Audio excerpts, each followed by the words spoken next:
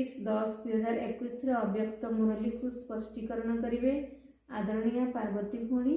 भौणी ओम शांति। पुनरावृत्ति अच्छी 15/11/99। सच्चा हृदयवान आत्मा को ऊपर भगवान संतुष्ट। आज विश्वर सर्व आत्मांकर उपकारी बापदादा निजर श्रेष्ठ परोपकारी संतान मानकु देखुचंती। वर्तमान समय रे विश्व रे अनेक आत्मा निजर उपकार करिवा पाई इच्छुक अछंती। सो उपकार करिवार इच्छा तो अच्छी किंतु साहस एवं शक्ति नहीं। बाबा जी देखुचंती विश्वर से श्रेष्ठ आत्मा माने जो माने कि पर उपकार करिवार निमित्त अछंती। बाबा कहते पर उपकार करिवार इच्छा तो अच्छी किंतु समस्तंकर साहस नहीं, हिम्मत नहीं। तेबे तुमे परोपकारी पिला मानंकु आत्मा मानंकर डाकरा सुना जाउछि ना सो उपकार रे ही व्यस्त रहुछ। विश्वर राज्य अधिकारी आत्मा माने केवल स्व उपकारी होई नथांती, पर उपकारी आत्मा ही राज्य अधिकारी होई थांती। उपकार मध्य सच्चा हृदय द्वारा होई थाए।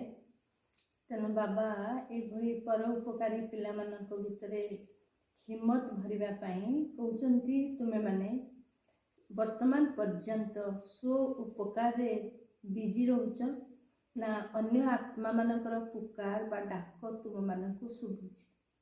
जदि अन्य मानकर पुकार आमको शुभिब नहीं ताहले आमे पर उपकार करिबा पाई आमे आगभर हो पारिबा नहीं। तेणु बाबा कहउचंती जो माने विश्व राज्य अधिकारी आत्मा से माने केवल स्व उपकार करती नहीं, से माने विश्वर सर्वात्मांकर उपकार ही करिथांती। आंतरिकता बिना केवल मुख द्वारा मध्य ज्ञान सुना जाई पारिबो। भल ज्ञान सुनाइबा तो विशाल बुद्धिर कथा बा ज्ञान को वर्णना करिवार अभ्यासर कथा, किंतु दिल अर्थात आंतरिकता एवं दिमाग अर्थात बुद्धि दुईटी भितरे अंतर रहिछि। जदि केही काहाठारु स्नेह पाइबा पाई इच्छा करुछि तेबे से आंतरिक स्नेह ही चाहुछि। तेणु बाबा कहउचंती आंतरिक बिना केवल दिमाग द्वारा भी तो किए ज्ञान शुणी पारे। तेणु परोपकार करिबा पाई प्रथम विधि होछि अन्य मानकु ज्ञान शुणेबा, बाबांकर परिचय देवा। कारण बाबांक द्वारा ही समस्तंकर उपकार हेई पारिबो। तेणु बाबा कहउचंती दिमाग द्वारा भी तो आमे शुणी पारिबा किंतु दिल द्वारा दिल रो स्नेह द्वारा यदि शुणेबा ताहले समस्ते खुशी हुए। कारण समस्ते दिल रो स्नेह ही चाहिथांती। बागदादांकर महिमा मध्य रहिछि दिलवाला बा दिलाराम। दिमाग अर्थात मस्तिष्क दिल ठारु स्थूल अटे। दिल अर्थात मन सूक्ष्म अटे। कथावार्ता करिवा समय रे मध्य एही कथा कहि थाओ जे सच्चा दिल रे कहूछि बा सच्चा दिल रे बाबांकु मने पकाओ। एही भली कह नाई जे सच्चा दिमाग रे बाबांकु मने पकाओ। गायन मध्य रहिछि सच्चे दिल पर साहेब राजी अर्थात सच्चा हृदयवान आत्मांक उपरे भगवान संतुष्ट थांती। तेणु बाबा कहउचंती जो माने सच्चा दिल वाला से मानक ऊपर तो बाबा संतुष्ट रही थांती। तेणु बाबा कहउचंती दिल रो सहित केवल आमे दिमाग रे ज्ञान शुणेबा नहीं, समस्त को आमे सच्चा दिल रे ही शुणेबा। कारण दिल रो कथा दिल को छुईब, दिमाग रो कथा केवल दिमाग पर्यंत जाई थाए। तेणु बाबा कहउचंती सच्चा दिल वाला है कि दिल रो सहित आग्रह सहित समस्त को बहुत भल पाइबा सहित रहम दिल है कि समस्त को बाबांकर परिचय दियो। विशाल दिमाग बा विशाल बुद्धि उपरे राजी कुहा जाए नाही। विशाल बुद्धि मध्य निश्चिंत भावरे विशेषता अटे जहा द्वारा ज्ञानर पॉइंट गुड़ी को भल भावरे धारणा करि परिबो। किंतु दिल सहित मने पकाउथबा आत्मा पॉइंट अर्थात बिंदु रूप स्थिति रे सहजरे स्थित होई परिबो। सेमाने ज्ञानर पॉइंट को पुनरावृत्ति करि परिबे अर्थात सुनाई परिबे। किंतु पॉइंट स्वरूप अर्थात बिंदु स्वरूप हेबारे द्वितीय नंबर होइजिबे। केबे सहजरे केबे मुस्किल रे बिंदु रूप स्थिति रे स्थित होई परिबे, किंतु सच्चा हृदयवान आत्मा माने गोटिए सेकेंड रे निजे बिंदु हुई बिंदु स्वरूप बाबा को मने पकाई पारिबे। तेणु दिमाग वाला और दिल वाला भितर अंतर कौन बाबा बुझे दौरान। से दिमाग वाला बहुत सुंदर भाव में तो भाषण करें, नॉलेज रो पॉइंट को से माने रिपीट करें, ये तो गोटे विशेषता। किंतु जो माने दिल वाला से माने ज्ञान रो पॉइंट को शुणिकी निजे पॉइंट स्वरूप स्थित हो पारे, निजे बिंदु स्वरूप स्थित हो पारे एवं बिंदु बाबा को याद करें। तेणु बिंदु बाबा सम्मुख में निजे बिंदु स्वरूप हो पारे। किंतु जो माने दिमाग वाला से माने पॉइंट को वर्णना भी करेंगे, आउ केतेबेले तो बिंदु स्वरूप स्थित हो पारे, आउ केतेबेले हो पारेनि, केतेबेले मेहनत करने पड़ो, केतेबेले द्वितीय नंबर वाला भी हो पारे। तेणु बाबा कहते बिंदु स्वरूप दिल वाला जो माने परमात्मा को आशीर्वाद से मान को ऊपर थाए, तेणुक से माने जल्दी बिंदु स्वरूप स्थित हो पारती। सच्चा हृदयवान आत्मा सच्चा साहेब को राजी अर्थात संतुष्ट करिथिबा कारणरू बाबांकर विशेष आशीर्वाद प्राप्त करुथिबा कारणरू स्थूल रूप रे हुए तो तांकर बुद्धि अन्यमानक तुलना रे एते विशाल न होई पारे, किंतु सत्यतार शक्ति थिबा कारणरू समय अनुसारे सेमानंकर बुद्धि युक्तियुक्त एवं यथार्थ कार्य आपे आपे करिथाए। कहीं ना जहाँ यथार्थ कर्म बा बाणी बा संकल्प ताहा आशीर्वाद थिबा कारणरू ड्रामा अनुसारे यथा समय रे सही भली प्रेरणा समस्तंको बुद्धि द्वारा अनुभव होइथाए। कहीं ना बुद्धिमान मानकर बुद्धि अर्थात शिव बाबा को संतुष्ट करिसेंती। तेणु बाबा कहते जो माने दिल वाला बच्चा से माने कौन करथांती ना सच्चा साहेब को राजी करिथांती। जो माने सच्चा साहेब को राजी करिथांती, तेणु सच्चे दिल पर साहेब राजी। बाबा होचंदी बुद्धिमान मानकर बुद्धि, तेणु भले से मानकर जो माने दिल वाला बच्चा भले से मानकर बुद्धि बा दिमाग सेते विशाल है न पारे, जमती दिमाग वाला बच्चा मानकर बुद्धि विशाल, बहुत नॉलेज पॉइंट से माने वर्णना करि पारंती, मने रखी पारंती, अन्य को बुझे पारंती। किंतु जो माने दिल वाला से माने हुए तो दिमाग तांकर एते विशाल न होई पारे, एते ज्ञान पॉइंट मने न रही पारे, किंतु दिल वाला बाबा को संतुष्ट करिथिबा कारणरू बाबांकर आशीर्वाद कारणरू यथार्थ समय रे अर्थात ड्रामा प्लान अनुसारे से माने युक्तियुक्त संकल्प, युक्तियुक्त बाणी, युक्तियुक्त कर्म करिथांती, जहाँकि बाप समान होता है। कारण बाबा को से माने राजी करिबा कारणरू बाबा को आशीर्वाद रो अधिकारी होइथांती। तेबे निजको चेक कर जे मु केवल मोर विशाल बुद्धि कारणरू जोगरे एवं सेवारे आगकू बढ़ुची, ना सच्चा हृदय एवं यथार्थ बुद्धि दुईटी जाक आधार आगकू बढ़ुची। पूर्वर मध्य शुणाइथिलु जे बुद्धि द्वारा सेवा करुथबा आत्मार ज्ञान रूपी तीर अन्यमानंक दिमाग अर्थात बुद्धि पर्यंत जाइथाए, किंतु दिल सहित शुणाइथिबा ज्ञानर तीर दिल को स्पर्श करिथाए। बाबा कहते चेक कर तुम्हें दिमाग द्वारा सेवा करुच ना दिल द्वारा। एवं बाबा कहते जो मैंने दिमाग द्वारा करथांती तांकर ज्ञानर तीर मध्य दिमाग पर्यंत पहुँची थाए, जो मैंने दिल द्वारा सेवा करिथांती अधिक भाषण बा अधिक भाषा न कहले मध्य दिल पर्यंत सेमानंकर ज्ञान बुझेबा ज्ञानर पॉइंट दिल पर्यंत पहुँची थाए।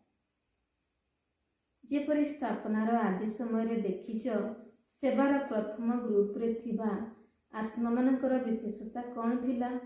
कौनसी भाषा बा भाषणर विशेषता नथिला।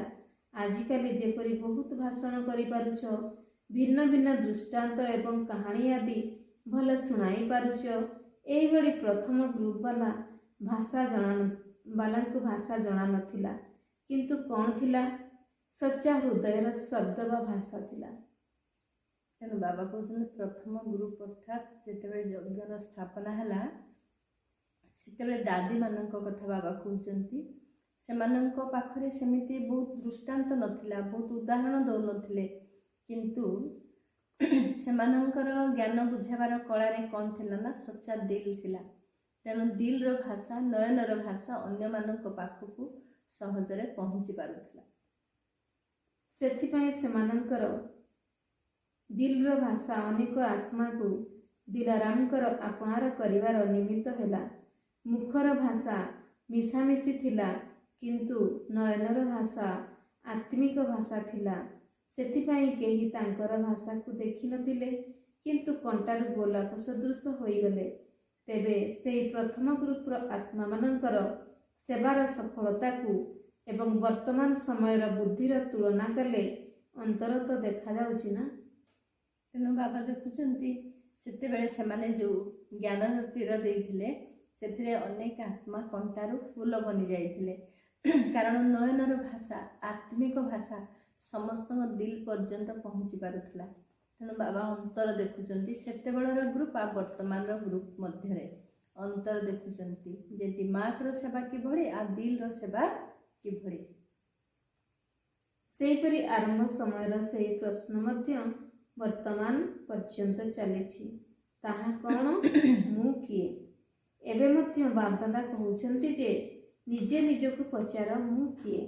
ଏହି ପ୍ରଶ୍ନର ସମାଧାନ ଜଣାଅଛି ନା ଅନ୍ୟ କେହି କହିଦେଲେ ଜାଣିପାରିବ?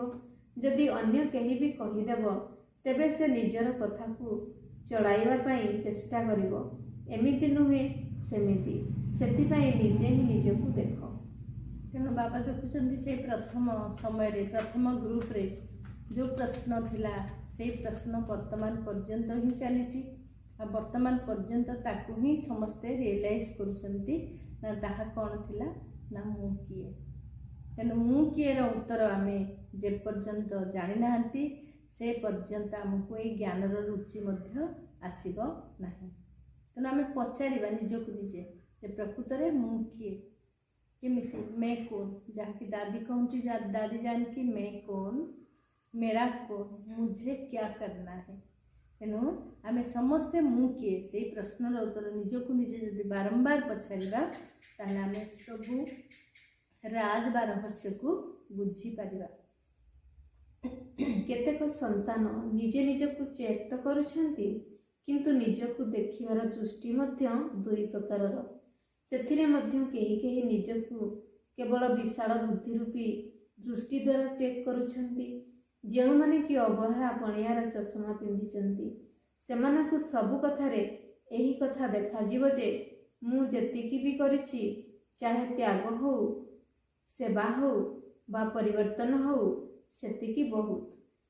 ଏହି ଆତ୍ମାମାନଙ୍କ ଠାରୁ ମୁଁ ବହୁତ ଭଲ। ଏତିକି କରିବା ମଧ୍ୟ କିଛି ସହଜ କଥା ନୁହେଁ। ଅଳ୍ପ ବହୁତ କମି କମଜୋରି ତ ନାମୀଗ୍ରାମୀ ଆତ୍ମାମାନଙ୍କ ଭିତରେ ମଧ୍ୟ ଅଛି। ତେଣୁ ବାବା ଦେଖୁଛନ୍ତି କେମିତି ଆମ ଭିତରେ ପରିବର୍ତ୍ତନ ଆସୁଛି, ଚେକ୍ କରୁଛନ୍ତି, ନିଜକୁ ନିଜେ ଚେକ୍ କରୁଛନ୍ତି। ତ ପ୍ରଥମ ନମ୍ବର ଯେଉଁମାନେ ଚେକ୍ କରୁଛନ୍ତି ସେମାନଙ୍କ ଭିତରେ କ'ଣ ରହିଛି ନା ଅବହେଳା ପଣିଆର ଚଷମା ରହିଛି।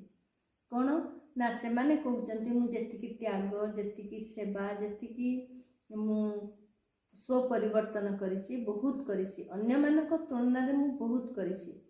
ଆଉ ଏମିତି କିଛି ବି ଯଦି କମି କମଜୋରି ଯଦି ମୁଁ ଦେଖିବି ତାହେଲେ ବହୁତ ନାମୀଗ୍ରାମୀ ଆତ୍ମା ପାଖରେ ବି ତ କମି କମଜୋରି ଅଛି। ତେଣୁ ଅନ୍ୟମାନେ ଯାହା କରିପାରୁନାହାନ୍ତି ତାହା ମୁଁ କରିଛି। ମୁଁ ଯାହା କରିଛି ବହୁତ କରିଛି, ମୁଁ ବହୁତ ପରିବର୍ତ୍ତନ ହେଇଛି, ଏଇ ପ୍ରକାର ସେମାନେ କହୁଛନ୍ତି। ଅନ୍ୟଟି ହେଲା ସ୍ୱ ଉନ୍ନତିର ଯଥାର୍ଥ ଚଷମା। ତାହା ସଚ୍ଚା ହୃଦୟବାନ ଆତ୍ମାଙ୍କ ପାଖରେ ଅଛି। ସେମାନେ କ'ଣ ଦେଖିଥାନ୍ତି? ଯାହା ଦିଲବାଲା ବାବାଙ୍କୁ ସର୍ବଦା ପସନ୍ଦ ଅଟେ, ମୋତେ ସେହି ସଂକଳ୍ପ, ସେହି ବାଣୀ ଏବଂ ସେହି କର୍ମ ହିଁ କରିବାର ଅଛି। ତେଣୁ ଯଥାର୍ଥ ଚଷମା ପିନ୍ଧିଥିବା ଆତ୍ମାମାନେ କେବଳ ବାବାଙ୍କୁ ଏବଂ ନିଜକୁ ଦେଖିଥାନ୍ତି। ଦ୍ୱିତୀୟ ବ୍ୟକ୍ତି ବା ତୃତୀୟ ବ୍ୟକ୍ତି କ'ଣ କରୁଛି? ତାକୁ ଦେଖି ନଥାନ୍ତି। ମୋତେ ହିଁ ପରିବର୍ତ୍ତନ ହେବାର ଅଛି, ସର୍ବଦା ଏହି ନିଶାରେ ରହିଥାନ୍ତି। ବାବା ଦେଖୁଛନ୍ତି ଅନ୍ୟ ପ୍ରକାର ପରିବର୍ତ୍ତନ ଚେକ୍ କରିବା ଆତ୍ମା ହେଲା ଯେଉଁମାନେ କି ସଚ୍ଚା ଦିଲ୍ ବାଲା ପିଲାମାନଙ୍କର। ତ ଯଥାର୍ଥ ସ୍ୱ ଉନ୍ନତି ପାଇଁ ସେମାନେ କ'ଣ ଚେକ୍ କରୁଛନ୍ତି ନା ସେ ଯଥାର୍ଥ ଚଷମାଟା କ'ଣ ଥିଲା ନା ସେମାନେ ଦେଖୁଛନ୍ତି ଯାହା ବାବାଙ୍କର ସଂକଳ୍ପ, ଯାହା ବାବାଙ୍କର କର୍ମ, ଯାହା ବାବାଙ୍କର ବାଣୀ, ତାହା ହିଁ ଆମ ଭିତରେ ହେବା ଦରକାର। ସେମାନେ କେବଳ ନିଜକୁ ଦେଖନ୍ତି ଏବଂ ବାବାଙ୍କୁ ଦେଖନ୍ତି। ସେମାନେ କେବେ ଦ୍ୱିତୀୟ ତୃତୀୟ ନମ୍ବର ବ୍ୟକ୍ତିକୁ ଦେଖନ୍ତି ନାହିଁ। କିଏ ପରିବର୍ତ୍ତନ ହେବା ନ ହେବା ତା ଉପରେ ସେମାନେ ନିର୍ଭର କରନ୍ତି ନାହିଁ। ସେମାନେ ସବୁବେଳେ ଚାହାନ୍ତି, ସେମାନେ ସଚ୍ଚେ ଦିଲ୍ ବାଲା ବଚ୍ଚା, ତେଣୁ ସେମାନେ ସବୁବେଳେ ଚାହାନ୍ତି ବାବାଙ୍କ ସମାନ କର୍ମକୁ, ବାଣୀକୁ, ସଂକଳ୍ପକୁ ସମାନ କରିବା ପାଇଁ। ଏମିତି ନୁହେଁ ଯେ ଅନ୍ୟମାନେ ବଦଳିଲେ ଯାଇ ମୁଁ ବଦଳିବି ବା 80% ପଛେ ମୁଁ ବଦଳିବି କିନ୍ତୁ 20% ସେ ବଦଳୁ, ଏତିକି ମଧ୍ୟ ସେମାନେ ଆଶା କରନ୍ତି ନାହିଁ। ମୋତେ ପରିବର୍ତ୍ତନ ହୋଇ ଅନ୍ୟମାନଙ୍କ ପାଇଁ ସହଜ କରିବା ପାଇଁ ଦୃଷ୍ଟାନ୍ତ ହେବାକୁ ପଡ଼ିବ। ସେଥିପାଇଁ ଗାୟନ ରହିଛି, ଯିଏ ପ୍ରଥମେ କରିଲା ସେ ଅର୍ଜୁନ। ଅର୍ଜୁନ ଅର୍ଥାତ୍ ଅଲୌକିକ ଜନ୍ମ ଅର୍ଥାତ୍ ମନୁଷ୍ୟ। ଏହାକୁ ହିଁ କୁହାଯାଏ ଯଥାର୍ଥ ଚଷମା ବା ଯଥାର୍ଥ ଦୃଷ୍ଟି। ତେଣୁ ଦେଖୁଛନ୍ତି ସେଇ ଗ୍ରୁପର ପିଲାମାନେ ସେମାନେ ଦେଖନ୍ତି କ'ଣ ନା କିଏ ପରିବର୍ତ୍ତନ ହଉ କି ନ ହଉ ସେମାନେ ନିଜେ ହିଁ ପରିବର୍ତ୍ତନ ହେବେ। ସେମାନେ କେବେ ଏମିତି ବି ଭାବନ୍ତି ନାହିଁ ଯେ 80% ଭଲେ ମୁଁ ପରିବର୍ତ୍ତନ ହେବି କିନ୍ତୁ ଆଉ 20% ତ ଅନ୍ୟମାନେ ପରିବର୍ତ୍ତନ ହୁଅନ୍ତୁ, ଏତିକି ବି ସେମାନେ ଅପେକ୍ଷା କରନ୍ତି ନାହିଁ। ବରଂ ସେମାନେ ଚିନ୍ତା କରନ୍ତି ଯୋ ଅଟେ ସୋ ଅର୍ଜୁନ, ଯିଏ ପରିବର୍ତ୍ତନ ହେବ ସିଏ ହିଁ ଅର୍ଜୁନ ହେବ। ତେଣୁ ଏଭଳି ଦିବ୍ୟ ଜନ୍ମରେ ଆମକୁ ଅର୍ଜୁନ ହେବାକୁ ପଡ଼ିବ। ତେଣୁ ଆମେ ହିଁ ପରିବର୍ତ୍ତନ ହେଇକି ଆମେ ଅନ୍ୟମାନଙ୍କୁ ଦେଖେଇବା। କାରଣ ଆଜିର ଦୁନିଆରେ କେହି କଥା ଶୁଣିକି ପରିବର୍ତ୍ତନ ହୁଅନ୍ତି ନାହିଁ, ସମସ୍ତେ ଦେଖିକି ହିଁ ପରିବର୍ତ୍ତନ ହେଇଥାନ୍ତି। ତେଣୁ ସେମାନେ ନିଜେ ହିଁ ପରିବର୍ତ୍ତନ ହେଇକି ଦେଖେଇଥାନ୍ତି। ଏମିତି ବି ଦୁନିଆରେ ମାନବ ଜୀବନ ପାଇଁ ମୁଖ୍ୟତଃ ଦୁଇଟି କଥା ଆବଶ୍ୟକ, ଦିଲ୍ ଏବଂ ଦିମାଗ। ଦୁଇଟି ଯାକ ଠିକ୍ ରହିବା ଦରକାର। ସେହିପରି ବ୍ରାହ୍ମଣ ଜୀବନରେ ମଧ୍ୟ ବିଶାଳ ବୁଦ୍ଧି ଆବଶ୍ୟକ ଏବଂ ସଚ୍ଚା ହୃଦୟ ମଧ୍ୟ ଆବଶ୍ୟକ।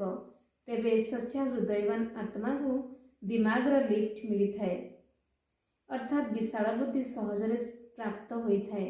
ସେଥିପାଇଁ ସର୍ବଦା ଏହି କଥା ଚେକ୍ କର ଯେ ସଚ୍ଚା ଦିଲ୍ ଦ୍ୱାରା ସାହେବଙ୍କୁ ରାଜି କରିଛି।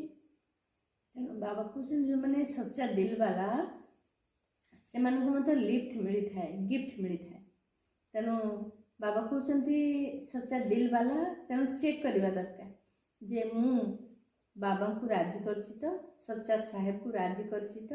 ଯଦି ସେମାନେ ବୁଦ୍ଧିମାନଙ୍କର ବୁଦ୍ଧି ବାବାଙ୍କୁ ରାଜି କରିଥାନ୍ତି ତାହେଲେ ବାବାଙ୍କ ବୁଦ୍ଧି ସେମାନଙ୍କୁ ଗିଫ୍ଟ ରୂପେ ମିଳିଥାଏ।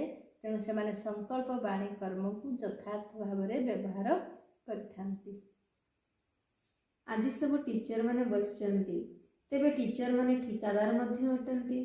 ଠିକା ଅର୍ଥାତ୍ କଣ୍ଟ୍ରାକ୍ଟ ନେଇଛନ୍ତି ନା, ସ୍ୱ ପରିବର୍ତ୍ତନ ଦ୍ୱାରା ବିଶ୍ୱ ପରିବର୍ତ୍ତନ ନିଶ୍ଚିତ କରିବୁ। ଏହିଭଳି କଣ୍ଟ୍ରାକ୍ଟ ନେଇଛ ନା। ଯେପରି ଦୁନିଆରେ ଗାୟନ ଅଛି, ତୁମେ ମରିଗଲେ ଦୁନିଆ ମରିଗଲା, ଯଦି ତୁମେ ନ ମରିବ ତେବେ ଦୁନିଆ ମଧ୍ୟ ମରିବ ନାହିଁ। ସେହିପରି ସ୍ୱ ପରିବର୍ତ୍ତନ ହିଁ ବିଶ୍ୱ ପରିବର୍ତ୍ତନ। ତେଣୁ ବାବା ଯେ ଟିଚର ମାନଙ୍କୁ କହୁଛନ୍ତି ଠିକାଦାର ନା, ସେମାନେ କେଉଁ ଠିକା ନେଇଛନ୍ତି ନା ସ୍ୱ ପରିବର୍ତ୍ତନ ଦ୍ୱାରା ବିଶ୍ୱକୁ ପରିବର୍ତ୍ତନ କରିବା। ତେଣୁ ବାବା କହୁଛନ୍ତି ନିଜେ ମରିଲେ ଦୁନିଆ ମରିବ, ନିଜେ ଯେ ପର୍ଯ୍ୟନ୍ତ ମରିବ ନାହିଁ ଦୁନିଆ ମଧ୍ୟ ତା ପାଇଁ ମରିବ ନାହିଁ। ତେଣୁ ଟିଚର ମାନେ ସବୁବେଳେ ନିଜକୁ ହିଁ ପରିବର୍ତ୍ତନ ହିଁ କରିଥାନ୍ତି, କାରଣ ସେମାନେ ପରିବର୍ତ୍ତନ ନ ହେବା ପର୍ଯ୍ୟନ୍ତ ଅନ୍ୟମାନଙ୍କୁ ମଧ୍ୟ ପରିବର୍ତ୍ତନ କରିପାରିବେ ନାହିଁ। ବା ସେମାନେ ଯେତେ ଚେଷ୍ଟା କଲେ ମଧ୍ୟ ଅନ୍ୟମାନଙ୍କୁ ପରିବର୍ତ୍ତନ କରିବା ପାଇଁ ଯେ ପର୍ଯ୍ୟନ୍ତ ନିଜେ ପରିବର୍ତ୍ତନ ନ ହୋଇଛନ୍ତି ସେ ପର୍ଯ୍ୟନ୍ତ ଅନ୍ୟମାନେ ମଧ୍ୟ ପରିବର୍ତ୍ତନ ହେବେ ନାହିଁ। ସେମାନଙ୍କୁ ଯଦି ଜ୍ଞାନ ଶୁଣାଇବା ପାଇଁ ଚେଷ୍ଟା କରିବ ତେବେ ଶୁଣିବେ ନାହିଁ, କିନ୍ତୁ ଦେଖିବା ଦ୍ୱାରା ତାର ପ୍ରଭାବ ସେମାନଙ୍କୁ ମଧ୍ୟ ପରିବର୍ତ୍ତନ କରିଦେଇଥାଏ। ସେଥିପାଇଁ କୁହାଗଲା ଆଜିର ଦୁନିଆ ଦେଖିବାକୁ ଚାହୁଁଛି।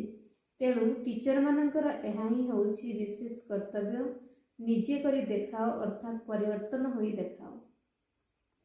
ତେଣୁ ଆଜିର ଦୁନିଆରେ ସମସ୍ତେ ଦେଖିବା ପାଇଁ ଚାହୁଁଛନ୍ତି, ତେଣୁ ଟିଚର ମାନେ ସେଇ କର୍ତ୍ତବ୍ୟ କରୁଛନ୍ତି। କ'ଣ ନା ନିଜେ ପରିବର୍ତ୍ତନ ହୋଇ ଅନ୍ୟମାନଙ୍କୁ ଦେଖାଉଛନ୍ତି, ଯାହାଫଳରେ ସମସ୍ତେ ତାଙ୍କୁ ଦେଖି ଅନ୍ୟମାନେ ପରିବର୍ତ୍ତନ ମଧ୍ୟ ହୋଇପାରୁଛନ୍ତି।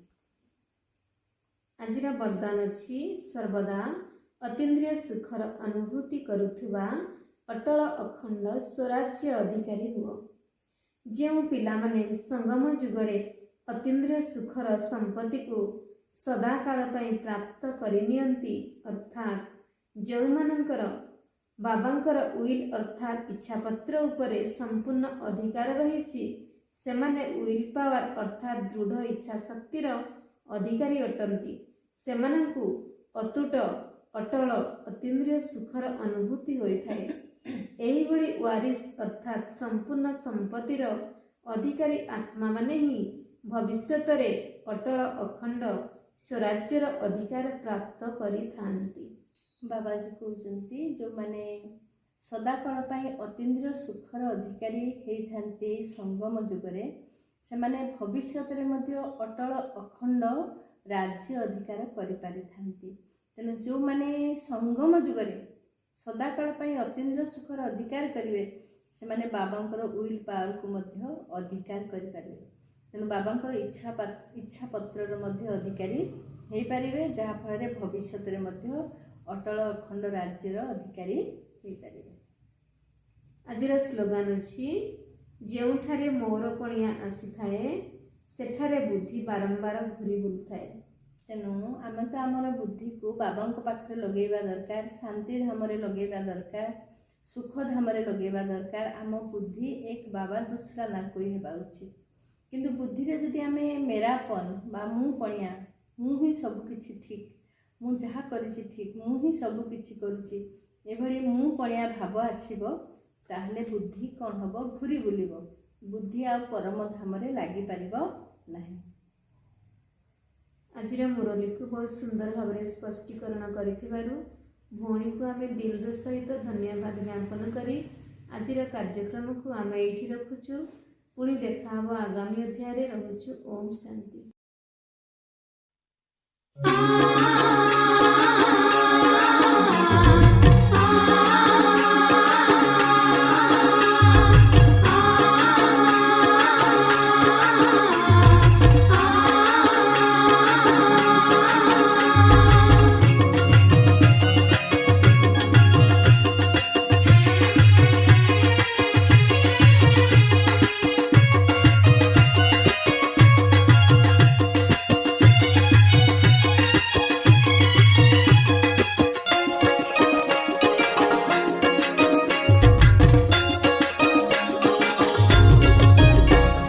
मधुर मधुर मुरली स्वर जेबेठु शुणिली बाबा तुमर, मधुर मधुर मुरली स्वर जेबेठु शुणिली बाबा तुमर।